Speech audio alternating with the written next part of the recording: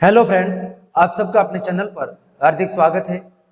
आज की इस क्लास में हम कक्षा 9 क्षितिज भाग प्रथम के अध्याय 13 ग्राम शरीर के अभ्यास प्रश्नों को सॉल्व करेंगे।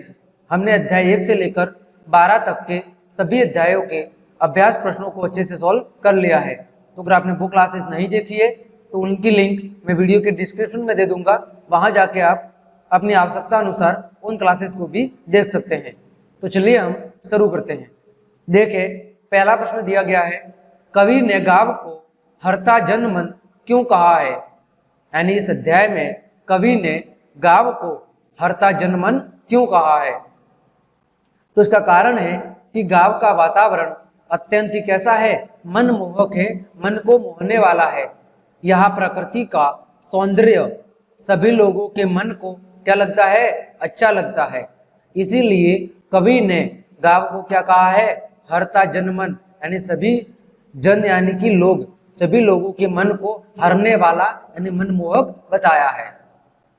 अगला प्रश्न है, कविता में किस मौसम के सौंदर्य का वर्णन है। इस कविता में कौन से मौसम की बात कही है।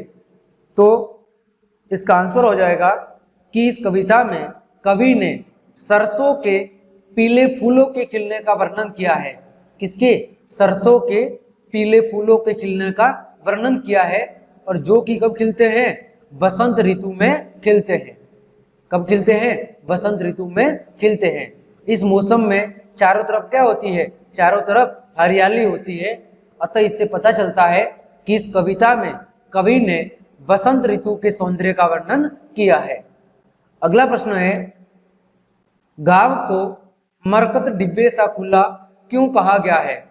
कवि ने गाव को मरकत डिब्बे सा खुला क्यों कहा है, इसका कारण क्या है। तो मरकत किसे कहते हैं? मरकत कहते हैं पन्ना नामक रत्न को। किसको? पन्ना नाम का जो रत्न होता है उसे कहते हैं मरकत, जिसका रंग कैसा होता है, जिसका रंग होता है हरा। और मरकत के खुले डिब्बे में क्या होता है, सब कुछ साफ साफ दिखता है। मरकत के खुले डिब्बे से सब कुछ क्या होता है, साफ साफ दिखता है। तो यहाँ पर मरकत के जो हरा रंग है, उस मरकत के हरे रंग की तुलना किससे की गई है, गांव की हरियाली से की गई है। गांव का वातावरण भी मरकत के खुले डिब्बे के समान ही कैसा होता है, हरा भरा और खुला खुला सा लगता है। इसी कारण कवि ने यहाँ पर गांव को क्या कहा है, मरकत डिब्बे सा खुला कहा है। ठीक है। अगला प्रश्न है, अरहर और सनई के खेत कवि को कैसे दिखाई देते हैं। अरहर और सनई के खेत कवि को कैसे दिखाई देते हैं।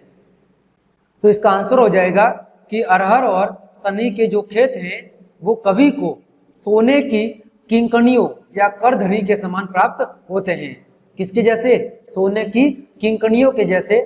जिस तरह अरहर और सनई की फलियों में खन खन की आवाज आती है, जैसे सोने के आभूषणों की आती है, इस कारण कवि ने इनको क्या कहा है, सोने की किंकणियों के समान बताया है। अगला प्रश्न है, भाव स्पष्ट कीजिए। पहला कथन है, बालू के सांपों से अंकित गंगा की सतरंगी रेती। तो इसका आशय क्या है? इस पंक्तियों में कवि ने गंगा नदी के तट वाली जमीन को कैसा बताया है, सतरंगी बताया है। और रेत पर क्या है, टेढ़ी मेढ़ी रेखाएं हैं, जो कि सूर्य की किरणों के प्रभाव से क्या होने लगती है, चमकने लगती है। और चमकने पर यह ऐसी प्रतीत होती है जैसे टेढ़ी चाल से क्या चला हो, इसके ऊपर कोई सांप चला हो। जब सूर्य की किरणें उस रेत पर पड़ती है तो ऐसा लगता है जैसे मानो एक सांप यहाँ से टेढ़े मेढ़े आकार में क्या हुआ है, गुजरा है। ठीक है। दूसरी पंक्तियां है, हसमुख हरियाली हिम आतप सुख से अलसाए से सोए। तो इसका मतलब है कि इन पंक्तियों में किसका वर्णन किया गया है, गांव की हरियाली का वर्णन किया गया है। और बताया गया है कि हंसते हुए मुख के समान गांव की हरियाली सर्दियों की धूप में आलस्य से सो रही क्या होती है, प्रतीत होती है। हंसते हुए मुख के समान गांव की जो हरियाली है वो सर्दियों की धूप में किससे, आलस्य से या आलस के कारण समझो क्या कर रही है, सो रही है, ऐसा प्रतीत होता है। अगला प्रश्न है, निम्न पंक्तियों में कौन सा अलंकार है? हमें क्या बताना है? अलंकार बताना है। पंक्तियां है, तिनको के हरे हरे तन पर लील हरित रुधिर है रहा झलक। तिनको के हरे हरे तन पर लील हरित रुधिर है रहा झलक। तो देखो इनमें हरे हरे में कौन सा अलंकार है? पुनरुक्ति अलंकार। कौन सा है? पुनरुक्ति। और हील हरित, इसमें ह वर्ण की आवृत्ति हो रही है, मतलब कौन सा अलंकार है? अनुप्रास अलंकार है। अगला प्रश्न है, इस कविता में जिस गांव का चित्रण हुआ है वह भारत के किस भूभाग पर स्थित है? इसको हमें बताना है। तो इस कविता में उत्तरी भारत के एक गांव का चित्रण हुआ है। किसके बाद? कौन से भारत का? उत्तरी भारत के एक गांव का चित्रण हुआ है, क्योंकि उत्तरी भारत के खेती प्रधान राज्यों में क्या है?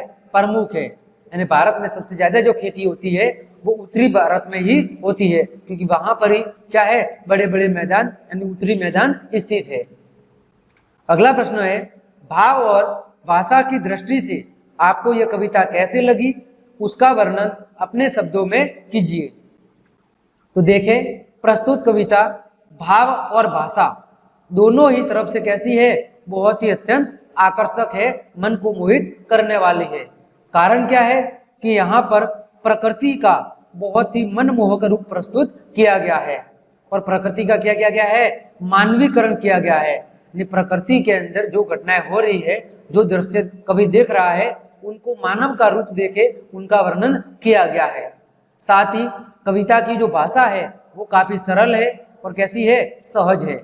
ठीक है, कविता को कठिन भाषा के प्रयोग से बोझिल या उबाऊ नहीं बनाया गया, बिल्कुल सरल और आसान शब्दों का प्रयोग करके कविता को बहुत ही आकर्षक बनाया गया है। साथ ही अलंकारों का प्रयोग करके कविता के सौंदर्य को बढ़ाया गया है। कवि ने ज्यादा से ज्यादा अलंकारों का प्रयोग किया है, जिसके कारण कविता को और ज्यादा क्या बढ़ाया है? मनमोहक बना दिया है। इसमें अलंकारों के रूप में जैसे रूपक अलंकार, उपमा अलंकार, अनुप्रास अलंकारों का उचित जगहों पर सही प्रयोग किया गया है। इस आधार पर हम कह सकते हैं कि भाव और भाषा दोनों के आधार पर इस कविता का जो रूप है वो काफी क्या है? आकर्षक और मन को मोहित करने वाला है। तो इस प्रकार हमने अध्याय के सभी प्रश्नों को अच्छे से सॉल्व कर लिया है।